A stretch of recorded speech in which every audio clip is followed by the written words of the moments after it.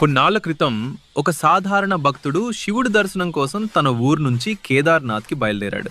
ఆ రోజుల్లో వాహన సౌకర్యాలు లేవు. చేతిలో ఒక కర్ర, మనసంతా శివనామంతో నిండి నడకనే తన వాహనంగా చేసుకుని ఆ భక్తుడు తన ప్రయాణాన్ని ప్రారంభించాడు. నెలల తరబడి నడిచిన తర్వాత చివరకు కేదార్నాథ్ చేరుకున్నాడు. కానీ అప్పటికే ఆలయ తలుపులు మూసే సమయం వచ్చింది.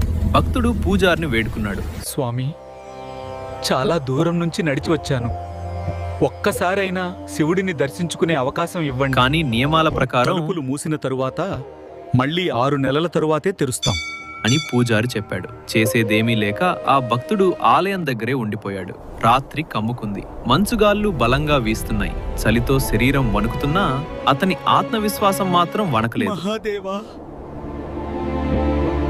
ఒక్కసారైనా నా వైపు చూడు ప్రభు అని ప్రార్థిస్తూ కూర్చున్నాడు. అప్పుడే ఎవరో నడుచుకుంటూ దగ్గరికి వస్తున్నట్టు అనిపించింది.